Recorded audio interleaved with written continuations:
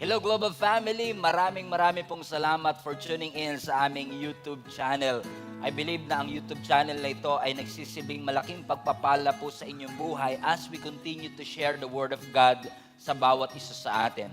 Right now, we are going to witness a message which I believe is going to transform your life.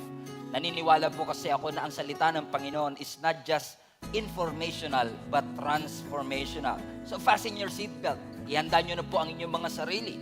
Kung kayo po ay may mga notebook, may mga ballpen dyan, i-ready nyo na rin po because I believe that this word is going to change your perspective and the way you see the Lord.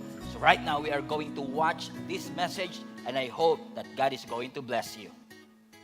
Father, in the name of Jesus, I pray that your word will be transformational.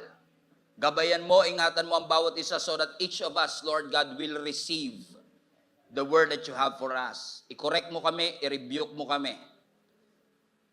Ma-inspire, ma-encourage, ma-motivate kami, Lord God, to believe in you and to trust you more than ever. In Jesus' name we pray. Amen. Proverbs chapter 3, verse 5 to 6. Proverbs chapter 3, verse 5 to 6. Trust in the Lord with all your heart. Usually, pag sa iba to binabasa ko, napapasigaw na sila, yeah! Trust in the Lord with all your heart and lean not on your own understanding. In all your ways submit to Him, and He will make your paths straight. Trust in the Lord. Everybody say, trust the Lord. Sa Bisaya, salig sa Ginoo. Sabi mo sa katabi mo, trust the Lord with all your heart and lean not on your own understanding. In all your ways submit to Him, to the Lord, and He will make your paths straight. I want to call this message, In God We Trust. In God We Trust. Napansin niyo ba sa panahon natin parang ang hirap na magtiwala? Sa dami ng mga scammer, hindi lahat ng text na nababasa mo ay galing sa mga taong nagmamahal sa iyo. Hindi lahat ng taong nagpupuyat kasama mo ay baka kasama mo habang buhay. Sa panahon natin na parang yung mga pangako, imbis na tinutupad, mas lamang pa yung hindi pagtupad kaysa sa pagtupad, parang ang hirap ng mangako. Pagkausap mo, parang mahal na mahal ka. Pagkausap mo, parang totoong-totoo yung binebenta sa'yo. Pag sinesales to ka, parang ikaw talaga yung lamang at makikinabang. Pero magugulat ka na lang, pag binili mo na yung produkto, pag sinagot mo na siya, kapag nandun ka na, scam pala. Amen. Kasi napansin nyo ba sa panahon natin, pag nangangako ang isang tao, parang hindi na ganun kabigat yung obligasyong tuparin ito. Kung kaya't ang tao, hirap nang magtiwala sa kapwa-tao, minsan kahit ka mag-anak na hihirapang pagkatiwalaan, simply because based on the history, based on their credibility, hindi mo dapat pagkatiwalaan yan sapagkat hindi yan tumutupad sa tamang oras, hindi yan tumutupad sa kanyang pangako, at marami ng babaeng niloko yan. Correct mga kapatid? So ibig sabihin, yung kanilang history ay nakaka-apekto sa kanilang credibility. Kung kaya't pag binasa natin yung verse na ito, na ang sinasabi ng scripture, to trust the Lord with all your heart. Kasi madaling pansinin nyo sa mundo natin, hindi naman tayo binabawalan at hindi mo rin naman binabawalan ang sarili mo magtiwala. Pero kapag nagtiwala ka, bihirang-bihira na 100% ang iyong pagtiwala. Sapagkat even sa relasyon, ang sasabihin nila sa iyo, huwag mong ibigay ang lahat. Magtira ka para sa sarili mo. Paano natin ngayon i-interpret ang scripture na sinasabing, we should trust the Lord with all our heart, kung dito sa mundo nasanay tayo that we trust na hindi 100% at hindi wholeheartedly. Paano nga ba tayo magtitiwala sa Panginoon at paano natin susundin ang utos ng Panginoon? Because yung sinasabi ng Proverbs chapter 3 verse 5 is not a suggestion. Hindi sinasuggest ng Bible na magtiwala ka. Inuutos ng Bible na magtiwala tayo sa Kanya ng buong puso. Para saan daw? Upang ang lahat ng ating mga hakbang at lahat ng ating dadaanan ay tutuwirin ng ating Panginoon. Napaka-wicked or crooked man ang daan, kung ikaw ay magtitiwala sa Panginoon, lahat ng iyong ways, kung i-acknowledge mo siya, God Himself will direct your path. We all want that. Gusto natin na ang lahat ng daan, lahat ng bagay na ginagawa ng Panginoon at lahat ng destination na inihanda ng Panginoon, gusto nating marating. Correct. Pero ang tanong, paano tayo magtitiwala kung nasanay tayo sa mundong ito na parang ang hirap-hirap magtiwala? Pag sinabing trust the Lord, alam niyo, ang Hebrew word ng salitang trust the Lord is confidence. Have confidence in the Lord with all your heart. Kasi minsan wala na tayong confidence sa ating sarili, wala tayong confidence magtiwala sa ibang tao, pero meron ka bang confidence that God has the ability to turn your situations around? Naniniwala ka ba na kahit ang tao ay hindi mapagkakatiwalaan? I've heard a lot of stories, especially in this year. Napakarami kong storya na narinig na mga OFW na scam, mga kapwa Pilipino na scam. Sasabihin sa kanila, nanalo ka ng 5 million pesos, i-click mo ang link na ito. Wala ka namang sinalihan, ikaw naman nag-click ka. Sabi mo sa katabi mo, kasalanan mo rin yan. Joke lang. Oo, bakit? Kasi parang ang hirap na magtiwala sapagkat lalo kapag yung kapitbahay mo nadaya, yung kaklase mo na loko, kasama mo sa bahay na loko, every time makakatanggap ka ngayon ng text, baka scam yan. Every time may manliligaw sa'yo, baka manloloko yan. Every time, laging tinetest. Kaya nga sabi ng scripture, kung hindi tayo makakapagtiwala sa tao, kayang mo bang magkaroon ng confidence that God can turn your situations around? Because trusting the Lord is believing that God is reliable. Trusting the Lord is believing that God is reliable. Amen. People can make predictions, pero ang Diyos lang ang kaya na makapagbigay ng certainty sa ating future. Kahit nanguhula lang. Tamo, nanguhula na nga lang, pinapaniwalaan pa natin. Pero, amen, even yung weather natin, forecast lang. Sasabihin niya sa'yo, 50% chance of rain, pero walang assurance na 50% niya. Minsan magugulat ka, akala mo uulan, aaraw pala. Akala mo maaraw, uulan pala. Bakit? Ang tao pumapalya. Ang tao nagkakamali. Kaya ang sabi ng scripture, kung magtitiwala ka sa mga nagkakamali, mapofrustrate ka. But when you trust the Lord, you are believing that what He said in His Word was true before, it is true now, and it will be true later. Hallelujah. Purihin natin ang ating Panginoon. Everybody say, trust the Lord. So my question is this, how can we trust the Lord? I want to show you 3 ways. So, teacher muna tayo ngayon. I want to show you, may points tayo ngayon, praise the Lord. Sa lahat ng note takers, finally, si Pastor may points. Okay. Pero hindi naman porket walang points, walang point. Okay? Point number 1, how can we trust the Lord? Number 1, trust His voice. Trust His voice. Everybody say, trust His voice. Ano ibig sabihin? Pagkatiwalaan natin ang salita at tinig ng ating Panginoon. Naalala niyo po si Moses.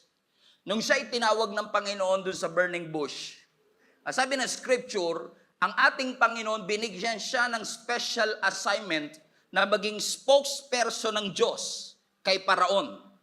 Kung saan, sasabihin ni Moses doon sa presidente ng Egypt, pakawalan mo na ang mga Israelites kasi sila ay dadali na ng Panginoon sa lupang pangako. Naaalala niyo pa po ba yung storya na yan? Ano ang sinabi ni Moises? Lord, ako po ay bulol. Ako po ay utal. Spokesperson pero bulol. Parang hindi siya makapaniwala na si Lord gagamit ng isang stutterer para maging spokesperson. Because kung ikaw ay spokesperson, your main job is to speak.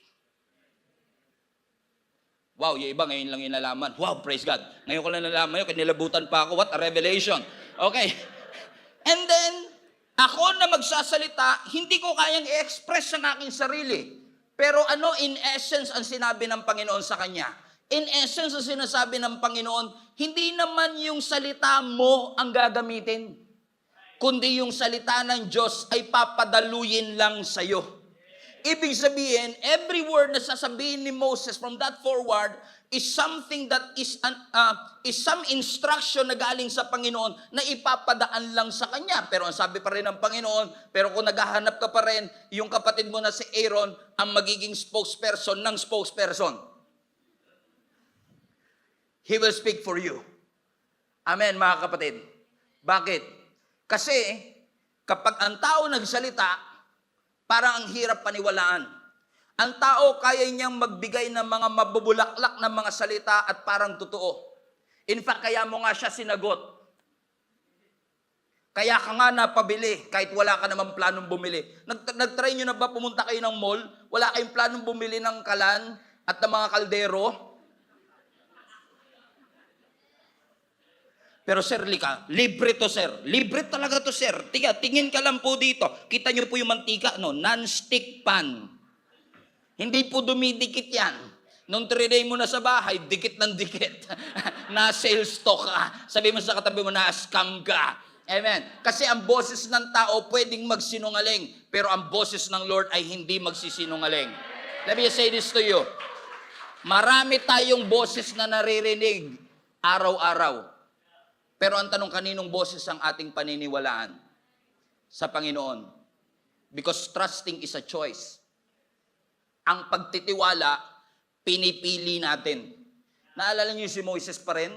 Nung siya'y pumunta na sa promised land, hindi siya nakapasok eh. Sino ang pumalit sa kanya? Si Joshua. Si Joshua natakot siya eh. Sabi niya, paano na to? Hindi naman ako yung unang ininstrakan, hindi naman ako yung unang sinabihan ng Diyos. Natakot siya, ano nang next for me? Pero anong sabi ng Lord sa kanya? As I was with Moses, so I will be with you. Basahin niyo to, Joshua chapter 1 verse 5. Ano ang sabi dito? Everybody read this with me. 1, 2, 3, basa. No one will be able to stand against you all the days of your life. As I was with Moses, so I will be with you. I will never leave you. I will never forsake you. That's the voice of God. Ang sasabihin ng tao sa iyo, hindi kita iiwan, pero iiwanan ka niya. Pero ang boses ng Panginoon, kapag sinabi niyang hindi ka niya iiwan, hindi ka niya pababayaan. Ano ang ginamit ng Diyos dito na basis para magtiwala si Joshua sa kanya? Kung paanong sinamahan ko si Moises. Kung paanong tinutuo ko yung sinabi ko kay Moises. Kung paanong hindi ko binali yung pangako ko kay Moises, makakaasa ka na hindi ko rin gagawin sa iyo. Ang tanong, can you trust God when God said that to you? Kasi lalo sa atin, maaaring marami nagtatanong, Pastor, yun nga ang problema ko, hindi ko marinig yung boses ni Lord. Pag nagpipray ako, parang wala naman, naghahanap ako ng boses, pero narinig ko, butike, ganyan, tuko, yan. Yun yung mga narinig ko. Pero how can I trust the voice of God if I cannot hear the voice of God? Now listen to me. Sinabi rin naman ng scripture, di ba? Sinabi ng Bible sa atin that God speaks through His Word. Sa pamamagitan ng kanyang mga salita. Let me just say this to you. May pagmamahal na kasama po ito, ha? Hindi ka talaga makakapag-expect magsasalita si Lord pag di mo ito binabasa.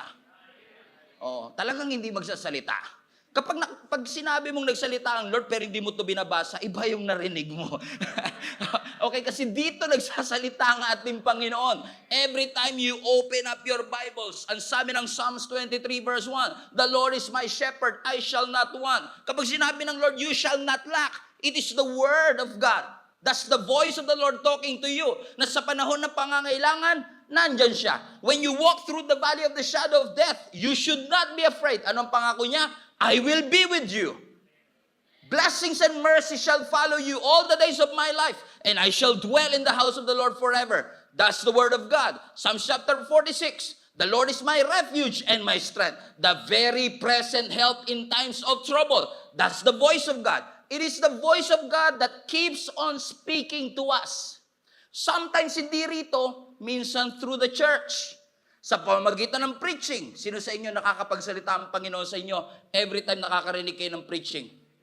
Especially kapag sound and doctrine, talagang maririnig mo talaga ang boses ng Panginoon na parang nagsasalita sa iyo. Amen. Minsan may nagsasabi sa akin, Pastor, parang ako kinakausap mo. Hindi po ako nakikipag-usap sa inyo. Si Lord po nakikipag-usap sa inyo kasi hindi ko naman kayo kilala. Pero it is the Word of God. Alam nyo, ang prayer ko lagi, especially this morning, sabi ko, Lord, gamitin mo yung simpleng mensahe na to and divide it into 1,000 different ways so that your Word will benefit the lives of each and every listener right now. That's the power of the Word of God. When you just listen to His Word. Napansin nyo, yung Bible lang yung kapag binasa mo, binabasa ka din. Yung Bible, hindi mo kabisado, pero yung Bible, kabisado ka. May kakaiba sa Word of God na every time you read it, it's as if God is talking to you. Ako lang ba yung pag nagbabasa ng Bible, parang nabubuhay yung Bible sa'yo? O ako nga lang, okay. Okay, nararamdaman niyo po ba yun na pag nagbabasa kayo ng Bible, parang nabubuhay ang kanyang salita? Buhay talaga. Biruin mo, ilang taon na pong pinag-aaralan ng maraming Bible scholars ito. Pero minsan magugulat ka, mapa-CEO ng kumpanya o yung mga hindi kilala sa society, when they read the Word of God, they can relate to what God is saying. Why? The Lord is speaking. Naalala niyo si Peter? Kilala niyo pa po ba si Peter? Nung sila kasama ang mga disciple, tumatawid sila ng Sea of Galilee, naka-encounter sila ng matinding bagyo. Wala si Jesus sa bangka. Kasi si Jesus, in-isolate niya ang kanyang sarili para mag-pray. Sumunod lang ang ating Panginoong Yesus. Sabi ni Lord sa kanila, be right back. Babalik ako, mag-meet tayo dyan. Hindi naman nila alam na si Jesus lalakad sa ibabaw ng tubig. Sabi ng scripture, in the fourth watch, around 4 o'clock in the morning, habang sila'y nagpapanik dahil lulubog na yung kanilang bangka o yung kanilang barko, nakita nila at may naaninag sila na isang tao na naglalakad sa ibabaw ng tubig. Now, si Tatay Larry, yung nagsalita dito nung 3 p.m. last Sunday, fisherman yun, mangingisda.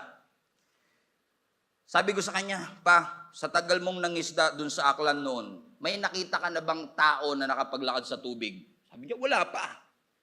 May nakita ka na bang isda na naglakad sa tubig? Wala pa. So just the other day, makausap ako isang mga member natin sa Dumaguete. Fisherman din siya. Sabi ko, Tatay Ernesto, sa tagal mong nangingisda, may nakita ka na ba na tao na nakalakad sa ibabaw ng tubig? Wala pa, Pastor. May nakita ka na bang isda na nakalakad sa tubig? Wala pa. So yung nakita nila, imposible. Kaya nasabi na lang talaga nila multo, kahit isa lang si Jesus. Kasi dapat, kung multo, dalawa, di ba? Multo, tsaka mulwan. Mul1, mul2, mul3. Okay? Sabi nila, multo! Multo! Hindi nila maaninag si Jesus, kaya napagkamalan nilang multo. Alam mo, minsan yung boses ng Lord na pagkakamalan mong multo, konsensya. Hindi mo maaninag si Lord. Sino ba yan? Lord! Multo! Tawag sila ng tawag sa Diyos, multo! Hindi nila alam, yung pagtawag nila sa Diyos, yun na, sumagot na ang Panginoon. Sabi nila, multo! Minsan yung mga answer prayer natin, pinagkakamalan natin multo. Minsan yung mga milagro sa buhay natin, pinagkakamalan nating multo. Binigay na ng Lord, pinagkamalan mo multo, pinagtabuyan mo. Kasi hindi mo type. Hello? Sabi, okay. Sabi ng Bible, sumigaw sila, multo! Sabi ni Jesus, ano? Sino, mga Bible readers, come on. Do not be afraid. It is I. Take your heart. Don't be afraid. It is I. Hindi nila nakikita ang mukha ng Diyos. Pero si Peter, nung narinig niya yung boses ng Diyos, sabi niya, Lord, if it is you, command me to come to you on the water. Notice, take note, si Peter, fisherman din. Of all those 12 disciples, siya ang nakakaalam, you can never walk on water. Correct? Ano sabi ng Lord? Come, lapit ka. And for some unknown, ridiculous reason, Humakbang si Peter palabas ng kanyang bangka at nakalakad siya sa ibabaw ng tubig. Pinagkatiwalaan niya yung boses na narinig niya, kaya nagawa niya yung imposible. Sometimes kaya hindi tayo makagawa ng bagay na imposible at miraculous kasi hindi tayo willing lumabas sa ating comfort zone at sumunod sa boses ng Panginoon. I don't know who is this for, matagal ka nang tinatawag ng Diyos. Matagal ka na ring tumatakbo palayo. Take it from me. 3 years kong tinakbuhan si Lord. Ending, pastor na ako ngayon. Why? Hindi mo matatakbuhan ang boses ng Panginoon. Akala mo pag lumalayo ka, humihina ang boses? Hindi. Pag lumalayo ka, mas lalong lumalakas ang boses ng Panginoon na sasabihin sa'yo, sumunod ka na! Sabi mo sa katabi mo, sumunod ka na! Bitawan mo na yan! Hallelujah! Praise the Lord! Palapakan natin ang ating Panginoon. Are you willing to obey the voice of the Lord? Are you willing to obey the voice of the Lord? Let us obey the voice of the Lord. Bakit? Anong sabi ng Psalms chapter 9 verse 10? God do not abandon those who search Him. That's the voice that you are looking for. That's the word of God right there. Na hindi iniiwan ng Diyos ang mga taong naghahanap sa Kanya. Because na-realize ko mga kapatid, pag sumunod ka sa boses ng Lord, sometimes you will feel lonely. You will feel alone. Kagabi nga, sabi ko kay Lord, ibang klase si Lord eh. Kasi talaga tayo, sineseparate niya. Kung may calling talaga si Lord sa'yo, isiseparate ka niya eh. Isiseparate ka niya. At pag sineparate ka niya, mararamdaman mo talaga yung loneliness minsan kasi nakaseparate ka eh. So what if you're not really alone, but you're actually separated? Lalim masyado no, pastor ah. Okay ah. Kasi minsan pakiramdam natin, lonely tayo, iniwan na tayo. Pero what if hindi ka naman talaga iniwan? Sineparate ka lang. Sino sa inyo may toothbrush? Gamitin ko na naman itong toothbrush na to. Sino sa inyo may toothbrush? Yung binili nyo po yung toothbrush ninyo, ilan yung katabi niyang toothbrush? 6. Tingin nyo, hindi niya namimiss yun? Nung tinanggal mo siya doon, kano na ako?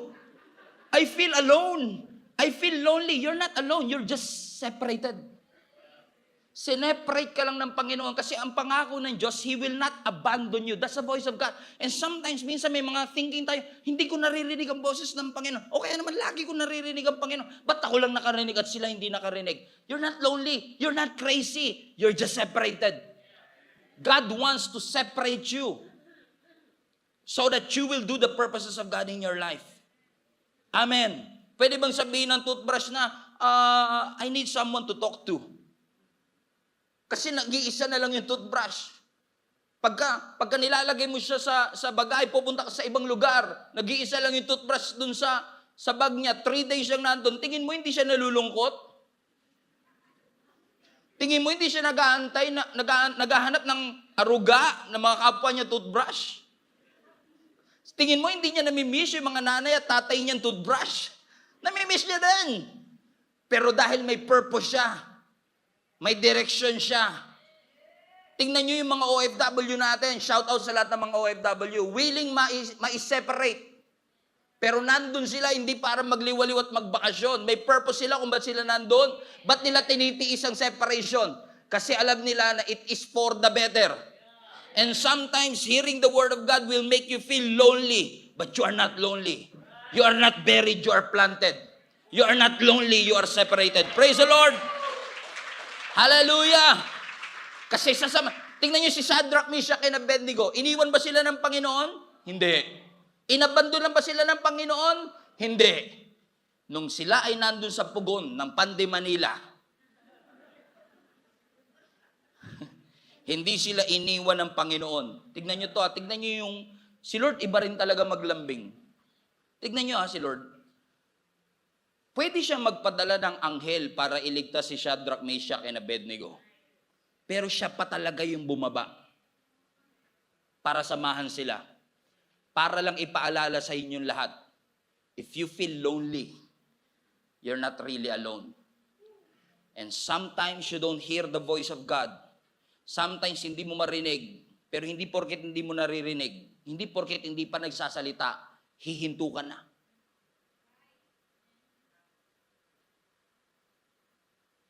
Amen. Sabi mo sa katabi mo, huwag kang mag-quit, huwag kang hihinto, huwag kang susuko. Amen? Pag naglo-long drive kayo sa probinsya, naka-Waze kayo, pag yung Waze hindi na nagsasalita ng matagal, hindi laging ibig sabihin wala kayong internet. Minsan ang sinasabi lang ng Waze, hindi ako nagsasalita kasi ibig sabihin, diretso ka lang.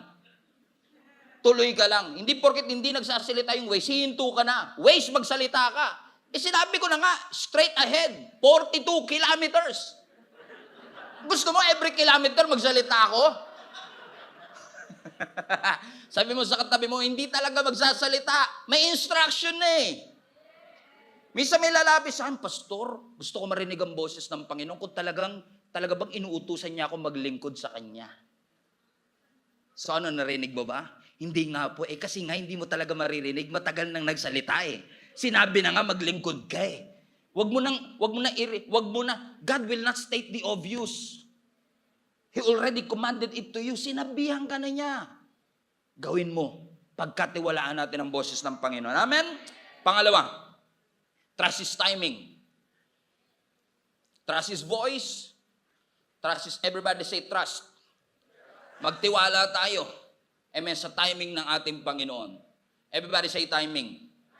I always say this, timing is everything. Correct? Pag sumobra ang luto, sunog.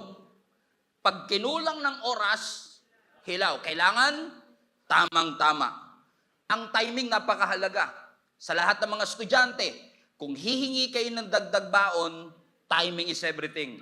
Huwag niyong ita-timing na mainit yung ulo ng tatay ninyo, tsaka kayo manghihingi ng baon, baka bawasan pa yan. Sa mga asawang lalaki, pag maglalambing kayo sa asawa ninyo, timing is everything. Hallelujah. Amen? Sino sa inyo naniniwala timing is everything? Tignan niyo yung mga doktor. Pag nagreseta ng gamot, ano sasabihin? Inumin mo to every 4 hours. Every 6 hours. Twice a day. Once a day. Ba't nila sinasabi yun? Bakit? Kasi napakahalaga nung timing. And kung gagawin mo religiously at sinabi nila, inumin mo yung antibiotics for 7 days and you follow it, gagaan ng pakiramdam mo. Nga lang, pagdating ng 3 days, gumaan na pakiramdam ko. Sayang naman yung pera ko, iinumin ko pa ito. Diba? Ang tigas-tigas yung ulo natin, ano? I mean, ayaw natin magtiwala sa timing kasi nakakita ka na ng konting progress, nakala mo answered prayer na. Hallelujah. That's a different message altogether. Hallelujah. Everybody say, trust His timing. Naalala niyo si Abraham?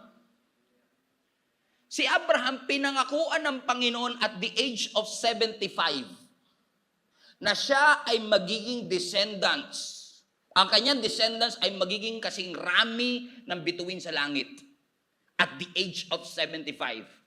So mas matanda siya ng 10 taon sa asawa niyang si Sarah. So si Sarah at that time ay 65 years old. Question, kung ikaw ay 75 at ang asawa mo 65, pinangakuan ka na magkakaanak ka, 10 na lang, 10. Maniniwala ka? Siguro, Pastor, kung asawa ko 25, tas ako 75, baka pwede pa. Pero yung asawa ko rin 65, baog pa. Ang sabi ng scripture, si Sarah, baog na, 65 pa. Talagang hindi lang way beyond childbearing years. Talagang imposibleng magkaanak. Pero alam mo, kahit mahirap, in essence, nagtiwala sila sa Panginoon. Amen? And then 24 years later, 75 plus 24. Come on, 75 plus 24. Nahirap, ayoko na dito sa church na to, may math pala. 75 plus 24, 99. At the age of 99, ilan na si Sarah? Ilan na si Sarah? 89. At the age of 99, nagpakita uli yung anghel. Siguro, nung nagpakita yung anghel, siguro, finally, ito na yung answered prayer. Ang sabi ng anghel, next year, tutuparin ko na ang pangako ko. Tingnan niyo yun. Pwedeng sabihin ni Abraham, 24 years na ako nag-antay, hindi nga dumating. Tapos ngayon, 1 year na naman. In fact, sa sobrang ridiculous nito, si Sarah nga natawa na siya eh. Sabi niya, kung nung 65, baka pwede pa. Pero ngayon, 89 na ako. Hindi na ako concerned sa skincare, tsaka exercise.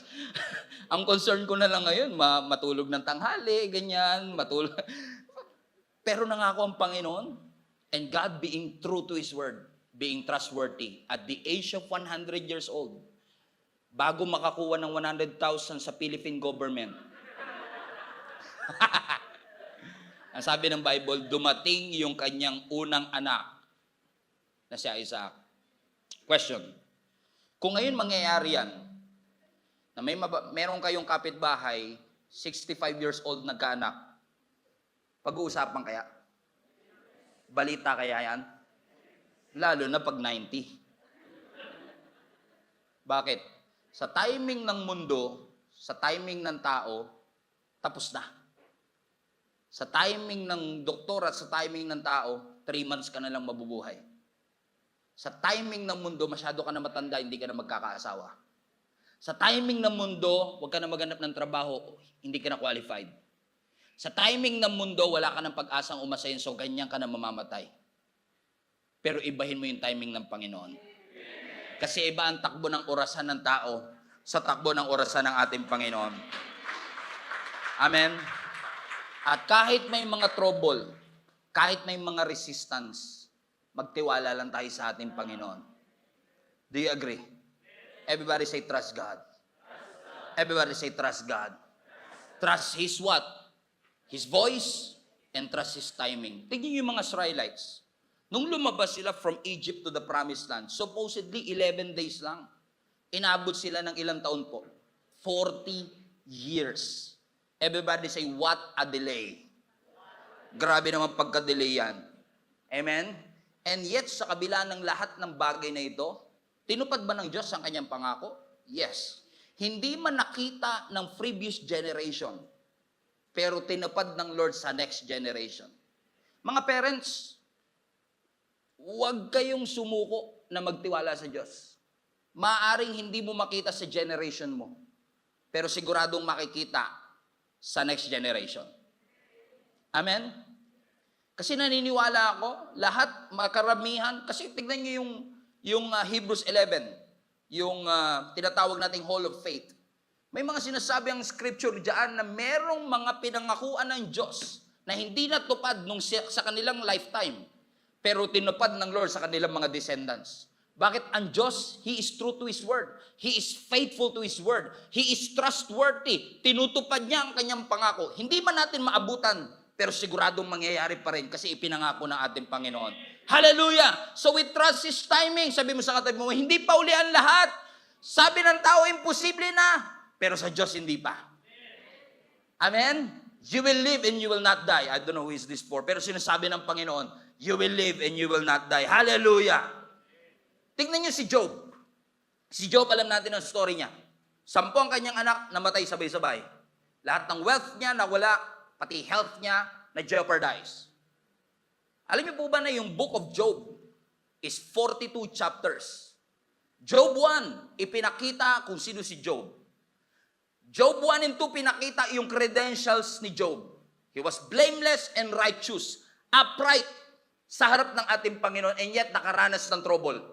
Kasi hindi naman pinangako ng Bible that you will not experience trouble. Ang pangako ng Lord, the trouble will not last. Hallelujah. Ano ang sabi ng scripture? 42 chapters na ipinakita sa atin kung gaano kahirap ang pinagdaanan ni Job. Pero curious ba kayo sa last 2 verses ng Job 42? Kung ano naging conclusion ng buhay ni Job? Tingnan nyo to. Ang sabi ng Job chapter 42, sa pinakahuling part, these are the last 2 verses of Job 42. After this, Job lived 140 years. He saw his children and their children to the 4th generation. Watch this. And so Job died an old man and full of years. Full of life. Sa ibang translation, he died and he was fulfilled. Grabe yung pinagdaanan niya. And yet fulfilled.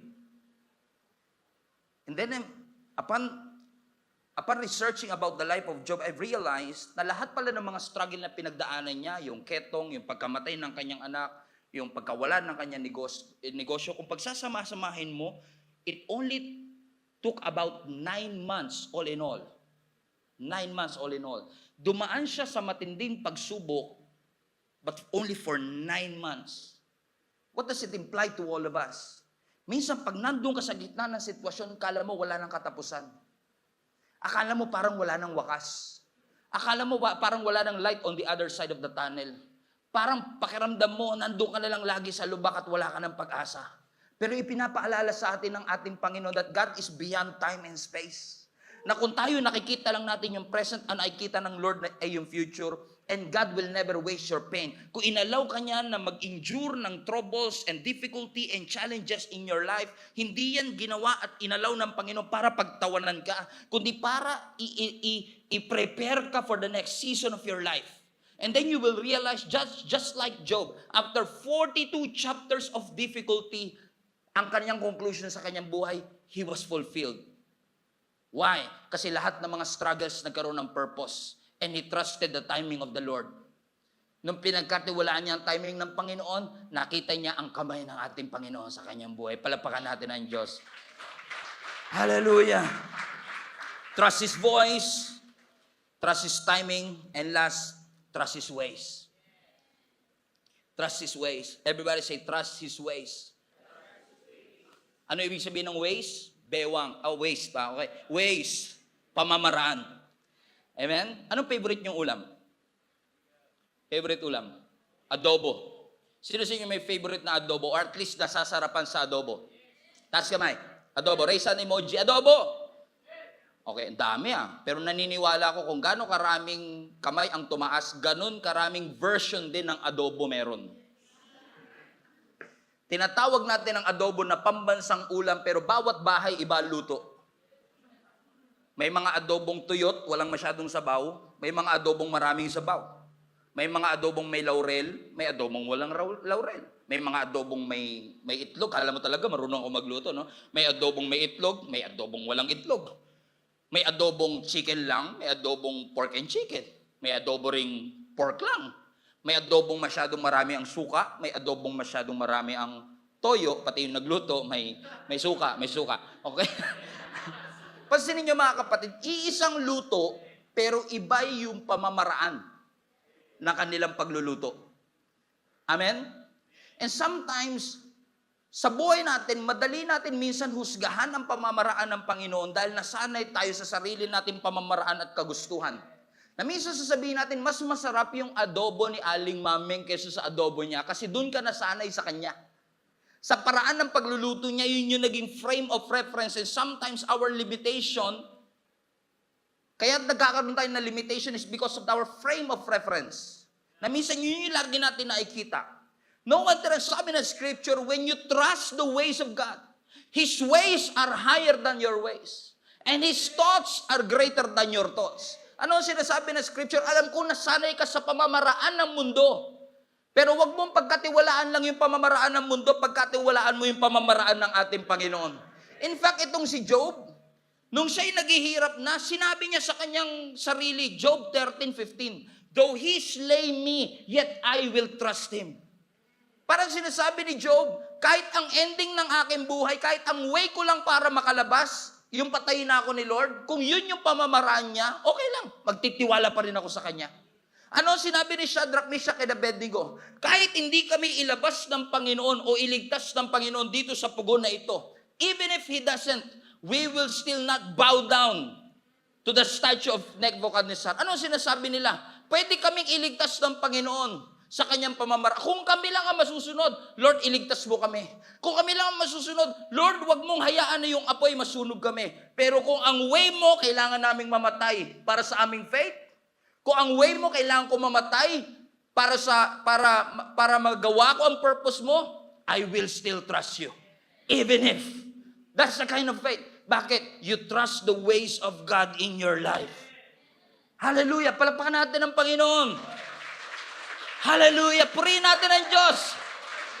Iba ang pamamaraan ng Diyos. Kilala niyo si Naaman sa Bible? Si Naaman, isa siyang military leader na matikas, tinitingala, hinahangaan. Unfortunately, meron siyang issue. Ang issue niya, meron siyang leprosy. At ang leprosy, contagious. At kapag may leprosy, ina-isolate, kino-quarantine. Ayaw niya yun. Kasi masisira ang kanyang career. So he tried to hide this issue. A picture of many of us. We are trying to hide our issues. Tinatago niya yung kanyang leprosy. Until nung hindi niya na matago ang kanyang leprosy, lumapit siya sa isang propeta at humingi siya ng kagalingan. Alam mo ang instruction sa kanya ni Elisha? Pumunta ka sa Jordan River, lumubog ka ng 7 beses, at pag-ahon mo gagaling ka. Kung ako si Naaman, pwede ba isa lang? Ba't kailangan 7 pa? Ba't kailangan 3? Ba't di ba pwedeng 3? Di ba pwedeng 4? Kung yun ang instruction, yun yung pamamaraan ng Diyos, would you follow? Would you follow? Would you follow? Yes, pastor. O, ano ba design ng Lord? Naintindihan naman kami ni Lord. Pastor, nagmamahala naman po kami. O, alam mo naman yung sinabi ni Lord, di ba? Yun yung ways niya. Nakakaintindi naman si Lord, Pastor. Alam niya naman yun. Pinag-pray ko naman sa kanya, makakilala na to eh.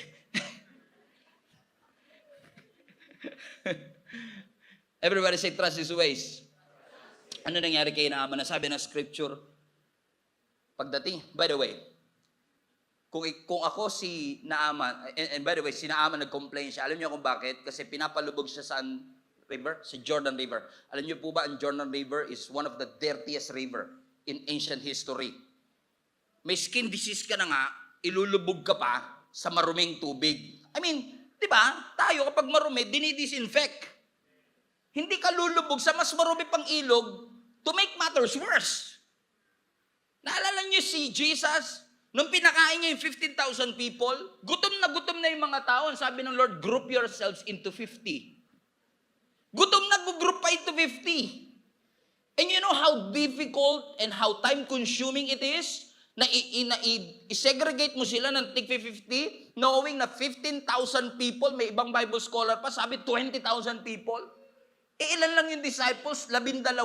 Judas pa yung isa. Ano sabi nila? 1, 2, 3, 4, 5, 6, 7, 8, 9, 10, 50. Group 1, 1, 2, 3, 4, 5, 6. Imagine niyo kung gaano ka time consuming, pero God is a God of order. God is a God of order. You follow His design, you will benefit from it. You follow His ways, you will receive the blessing. You follow the order, you will eat. Nakakain sila kasi sumunod sila. Nagutom sila ng medyo matagal-tagal, pero nakakain sila. Tinupad ng Lord ang kanyang pangako. Si Naaman, wala siya nagawa. Kahit na meron siyang military leader siya, kahit na sabihin natin meron siyang say, medyo na-offend pa nga siya dahil hindi siya hinarap ng propeta, pero wala siyang choice. Kasi pag wala ka na talagang choice, minsan, kahit ano, gagawin mo na. Ginawa ni Naaman, lumubog siya. Unang lubog niya sa Jordan River, pag-ahon niya, may leprosy pa rin siya. Pangalawang lubog niya, may leprosy pa rin siya. Pangatlong lubog niya, siguro sabi niya, this is stupid. Lalo lang dumudumi, lalo lang kumakate yung sugat ko eh. Pangatlong lubog ko na to, lalong nangate, may burak-burak pa dito. Pero sabi ng scripture, he followed anyway. Fourth, fifth, there's nothing magical about it. Lulubog ka, what's the sense? Pero sabi ng scripture, paglubog niya ng 7 beses, pag-ahon niya, yung kanyang balat ay parang naging balat ng sanggol. His skin was restored.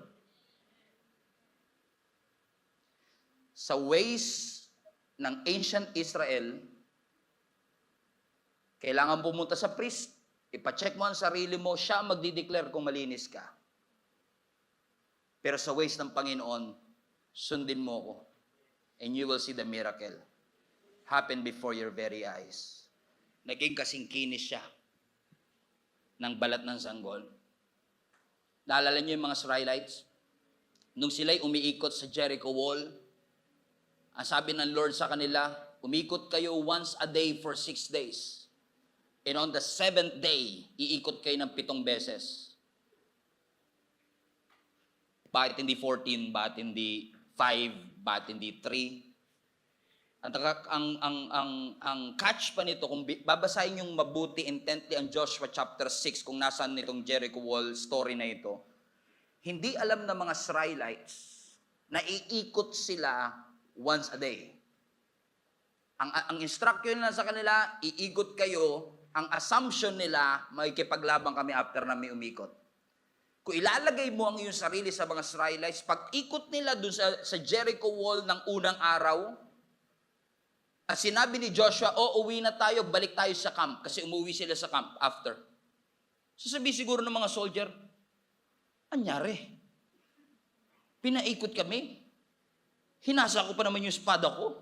Ang kintab pa naman ng armor ko, ready to fight ako. Baka bukas. Baka bukas. Sige lang. Pagkatiwalaan lang natin.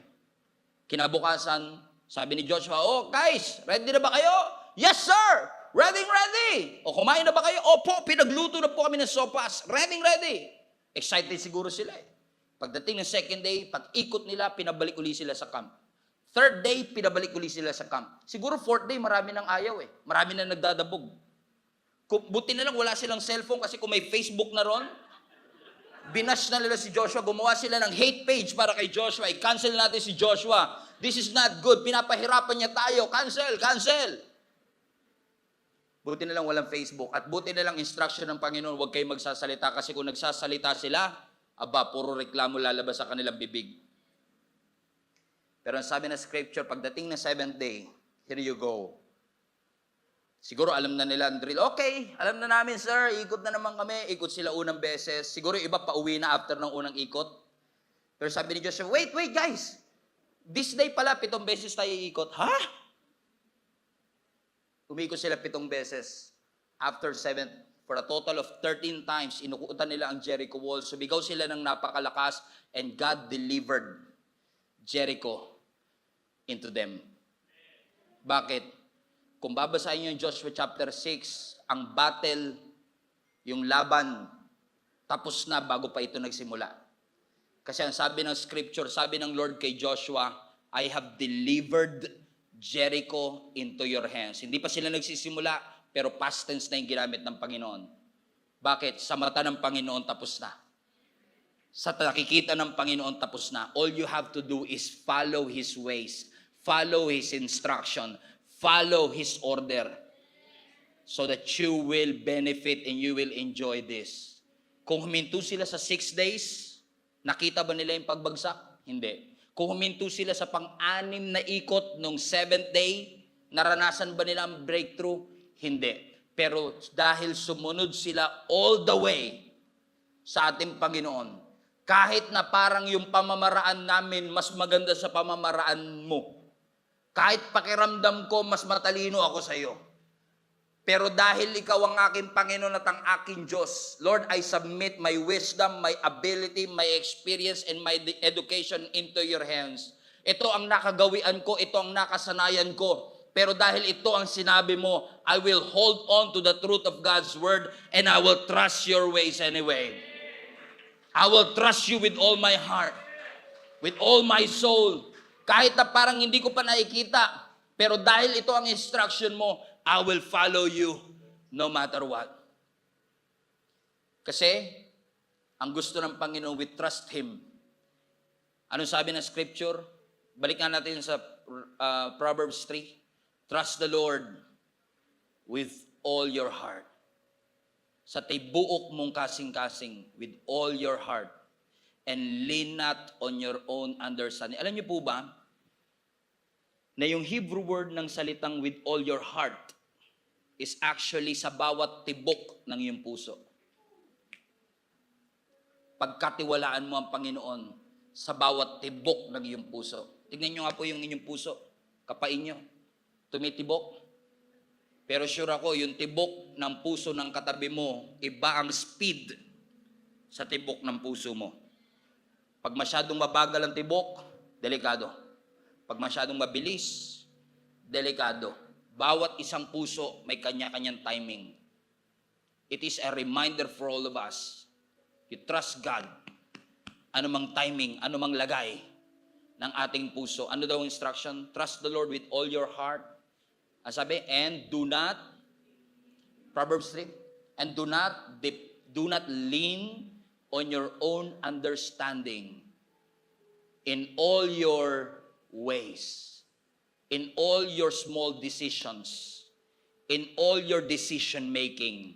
Acknowledge the Lord, submit it to His will, submit it to His ways, and He shall direct your path.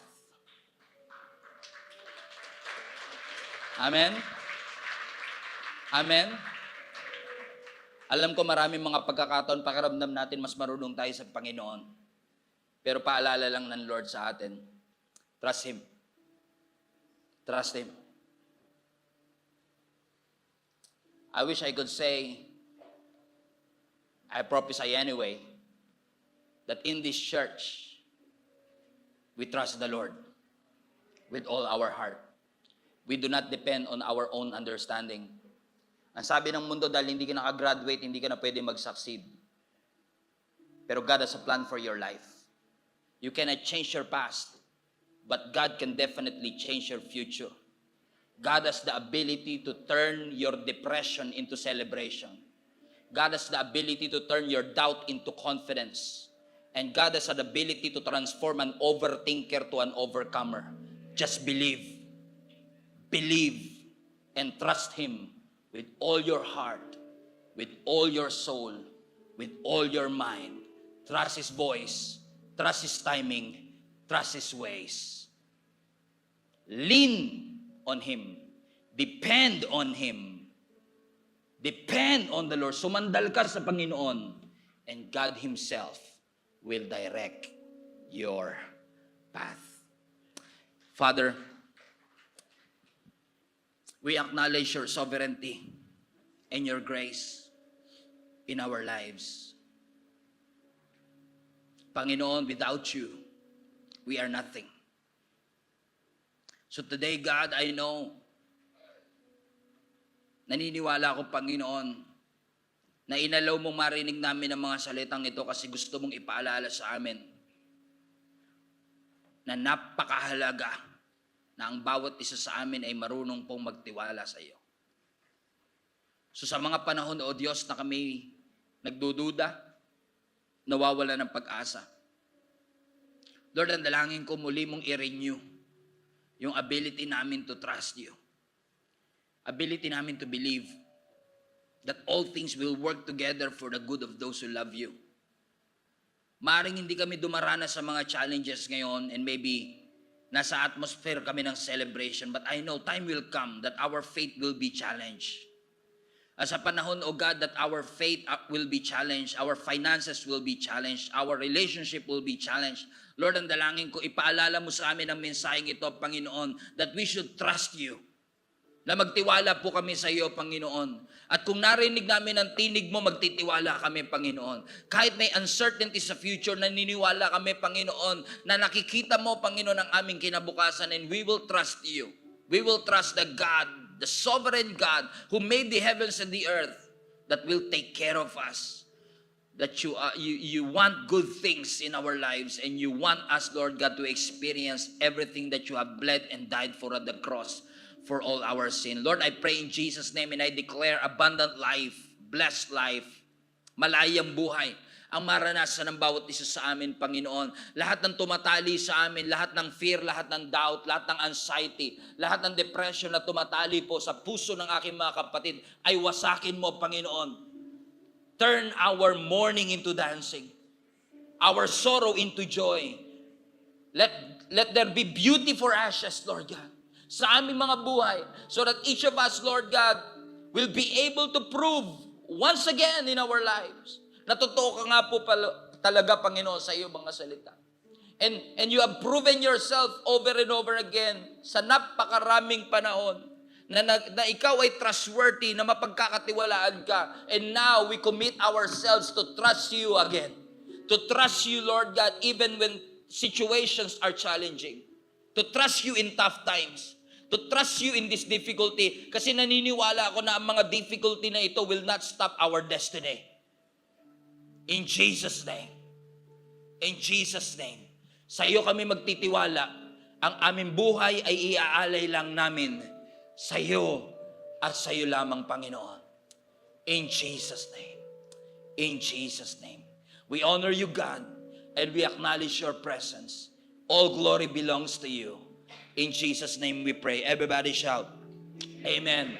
Everybody shout, Amen.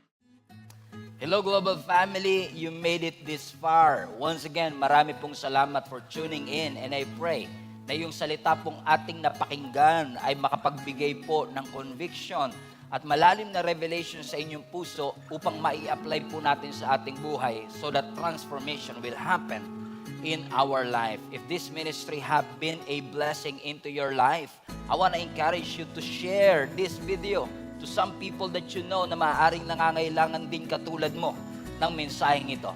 In fact, I want to take it a little bit further, mga kapatid, and invite you to partner with us. If this video, if this ministry have been a blessing to you, I know in the future, it will be a blessing to somebody else as well.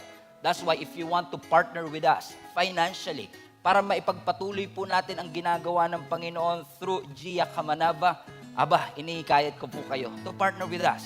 Pumunta lang po kayo sa aming website, gia7b.com/give. At lahat po ng mga ways that you can support, ways that you could give para po sa ministering ito ay makikita po ninyo doon. You can give through GCash, debit card, credit card, bank remittances, at maging mga bank transfer. So, ano pang inaantay ninyo? Support the ministry, mga kapatid, para mas marami pa tayong maabot at mapuno po talaga natin ang langit. In fact, I want to take this opportunity as well. If you have been watching the video for quite some time, wala po kayong church na kinakabilangan and you want to deepen your relationship with the Lord, I want to encourage you to join our link-up groups. Ginagawa po namin yan in person or online. If this is impossible para po sa inyo na makapunta dito sa amin physically or in person, we have an online link-up group na ginagawa po namin sa iba't ibang dako ng mundo. If you want to be part of the link-up groups, ito po ay small groups na aming ginagawa kung saan ang bawat isa sa atin ay nagpapalakasan para ihatid tayo sa spiritual growth. Kung nais po ninyong makasama rito, all you have to do is go to our website, gia7b.com/linkup. Ilagay nyo lang po kung saang location kayo naroroon. And I'm sure na meron po mga link-up groups na nababagay po at suwak po sa time zone ninyo kung nasaan man po kayo naroroon. Once again, marami pong salamat for reaching this far at naabot nyo po ang part ng video na ito. And I hope sa mga susunod pang video, mapagpala pa tayo ng lubos ng ating Panginoon. Keep spreading the word of God. Punuin natin ang langit and let us fight for our family.